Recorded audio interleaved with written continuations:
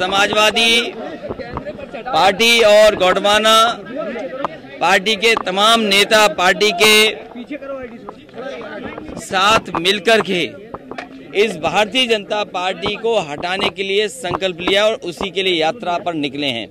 मुझे उम्मीद है कि इनका समाज जागरूक समाज होकर के भारतीय जनता पार्टी ने जिस तरीके से भेदभाव की राजनीति को बढ़ाया, भारतीय जनता पार्टी ने नफरत की राजनीति को बढ़ाया, भारतीय जनता पार्टी ने गरीबी बेरोजगारी बढ़ाई, भारतीय जनता पार्टी ने किसान को दुखी किया, भारतीय जनता पार्टी ने आर्थिक रूप से प्रदेश और देश को कमजोर किया, भारतीय जनता पार्टी ने हर जाति समाज के बीच में खाई पैदा की। इन तमाम चीज़ों को लेकर के गोंडवाना जनसंदेश जनता के बीच में यात्रा पर निकले हैं। हमें उम्मीद है कि इनके साथ आने से इनके समाज और इनके दल का बड़े पैमाने पर सहयोग मिलेगा। अखिलेश जी, आप व्यापार सभा में जा रहे हैं, इसके बाद ऐसी एक व्यापार सभा प्रयागराज में केशव मौर्य ने की और उन्होंने कहा कि जालीदार और लुंगी वाले गुंडों का आतंक हुआ करता था जो हमने खत्म कर दिया। तो इसको किस तरह से आप देखते हैं? ये क्या एक कोशिश है पोलराइज करने की? भारतीय जनता पार्टी के नेताओं की भाषा और बदलेगी। जैसे जैसे चुनाव करीब आएगा, भाषा और गंदगी और बुराई और जितनी भी गंदी भाषा हो सकती है भारतीय जनता पार्टी की होगी। क्योंकि आज अगर उनसे ये पूछा जाए कि व्यापारी की आमदनी आधी हो गई है, व्यापारी की आमदनी मुनाफा आधा हो गया है और जिस तरह के फैसले भारतीय जनता पार्टी ने लिए हैं उससे महंगाई दोगुनी हो गई है। अगर आमदनी आधी है, मुनाफा आधा हुआ है और महंगाई दोगुनी हो गई है तो ना किसान खुशहाल हो सकता है, ना व्यापारी खुशहाल हो सकता है। और इनके फैसलों से, चाहे वो नोटबंदी रही हो, चाहे जीएसटी रही हो या सरकार में जिस तरीके का भ्रष्टाचार है, आज हर वर्ग के लोग परेशान हैं। जहाँ तक पहनावे की बात है, जहाँ तक और तमाम सवाल उठाए जा रहे हैं, चुनाव से पहले भारतीय जनता पार्टी को अपने संकल्प पत्र में पन्ने पलटने चाहिए और उन पन्नों को पढ़ना चाहिए कि जनता में कौन सा वादा उन्होंने किया था। उनका हर एक वादा जुमला निकला, हर एक जनता को, हर वर्ग को धोखा दिया।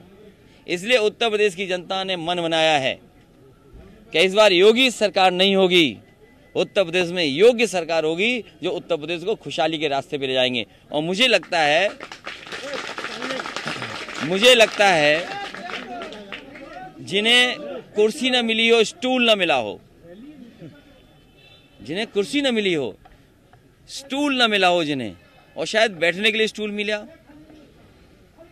तख्ती उनकी लग नहीं पाई, लगता उन्होंने मुख्यमंत्री जी का पहनावा देख लिया है। ये केशव मौर्य जी के लिए कह रहे हैं आप? मैं नहीं जानता हूं, जो भी कोई कह रहा है, मुझे लगता है उन्होंने मुख्यमंत्री जी का पहनावा बहुत करीब से देख लिया है, इसलिए इस तरह की भाषा का इस्तेमाल कर रहे हैं। जिन्होंने प्रयागराज में बयान दिया था, आपका ये जवाब उन्हीं के लिए है? देखिए, जो पहनावे पे बात कर रहे हैं, जो सवाल आपने पूछा है, मुझे लगता है उन्होंने मुख्यमंत्री जी का पहनावा देख लिया है, इसलिए कुछ ज्यादा इस तरह बोल रहे हैं। क्योंकि उनका झगड़ा विपक्ष के लोगों से नहीं है, उनका झगड़ा तो उनके अंदर अपने लोगों से है।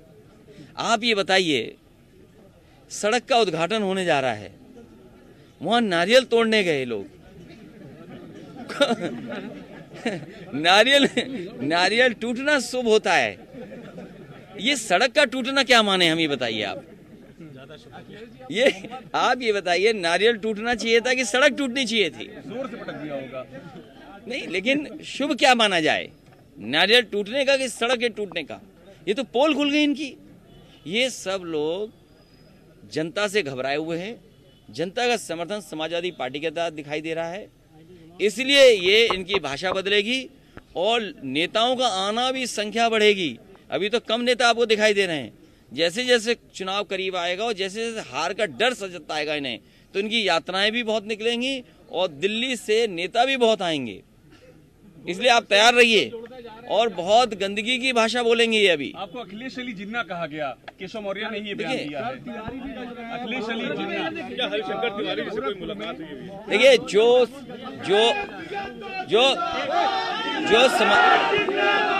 जो समाजवादी पार्टी में आना चाहेगा, जो समाजवादी पार्टी में आना जाएगा उसका स्वागत है। मान लीजिए आज गौडमाना जनतन संदेश निकल रहा है, जनता के बीच में गौडमाना पार्टी के सदस्य लोग जाना चाहते हैं, तो पार्टी ने उनको स्वीकार किया और उनका समर्थन कर रही है पार्टी। तो जो समाजवादी पार्टी में आना चाहेगा उसका स्वागत है, उसको शामिल किया जाएगा। कल शिक्षक भर्ती का अभ्यर्थियों पर लाठी चलाई गई सीएम आवास के पास। ये विश्वगुरु, ये पार्टी के भारतीय जनता पार्टी विश्वगुरु बनाना चाहती थी, भारत को विश्वगुरु बनाना चाहते हैं। और बताइए, जो छात्र हैं, जो पढ़े लिखे हैं, जो नौकरी पा सकते थे, जिन्हें रोजगार मिल सकता था, आज उनके साथ नौकरी रोजगार नहीं है। यहाँ आ जाइए राम, इधर आइए, इधर आइए, कहाँ रह गए आप? आने दो, तो इसलिए आने दो, तो जो विश्वगुरु बना रहे थे, समाजवादी तो लैपटॉप दे रहे थे। आप बताइए, ये लोग हम लैपटॉप दे रहे थे, ये लाठी दे रहे हैं, यही फर्क है। इसलिए समाजवादी पार्टी सरकार में थी तो नई यूनिवर्सिटियां बन रही थी, नए कॉलेजेस बन रहे थे, नई तरह की पढ़ाई शुरू हो गई थी, तमाम कंपनियां इम्पैनल हो गई थी, रोजगार नौकरी मिले। ये भारतीय जनता पार्टी के लोग नहीं समझ सकते। अमेज़न जैसी कंपनी कंडा बेच रही है, बताइए, अमेज़न जैसी कंपनी कंडा बेच रही है, उन्हें पता है कंडे में व्यापार है। ये इनकी डिजिटल इंडिया कहाँ खो गई है, बताइए पहले तो। इनकी डिजिटल इंडिया कहाँ हुई? अमेरिका की कंपनी अमेज़न कंडा बेच रही है, आप गूगल करके देख लीजिए, खोल के देख लीजिए। और इन्होंने डिजिटल इंडिया बनाने का सपना दिखाया था। ये लैपटॉप बांटने वाले लोग नहीं हैं, ये लाठी मारने वाले लोग हैं। जितना इन्होंने अपमानित किया है उसी रफ्तार से वोट पड़ेगा, उसी जिम्मेदारी से वोट पड़ेगा। इनका सफाया भारतीय जनता पार्टी का होगा। सर, आप मेरठ जा रहे हैं। देव सिंह ने, बीजेपी के यूपी अध्यक्ष, उन्होंने कहा है कि गजनी और गौरी से तुलना की है पिछली सरकारों की। गजनी और गौरी से कौन कह रहा है? कौन है ये? कौन? देखो, एक मिनट, देखिए, मैं आपको वही बात फिर दोहरा दूं। चुनाव जितना करीब आएगा और जनता इन्हें हराने के लिए तैयार है। ये नफरत फैलाना चाहते हैं, लोगों को बंटवारा करते हैं। अंग्रेज कैसे राज कर रहे थे? बांटो और राज करो। ये कहते हैं मारो और राज करो, डराओ और राज करो। ये नफरत पहले फैलाते हैं, फिर लोगों के अंदर गुस्सा पैदा करते हैं, तब ये वोट लेते हैं। क्या लखीमपुर में किसानों के ऊपर जीप नहीं चढ़ा दी गई? किसान कुचल दिए गए? क्या भारतीय जनता पार्टी के लोग बता सकते हैं कि किसान क्यों कुचले गए और क्या उन्हें किसानों को न्याय मिलेगा कि नहीं मिलेगा? कोविड में इतने परिवार लोगों की जान गई, बताओ उनके परिवारों की सरकार मदद करेगी कि नहीं करेगी?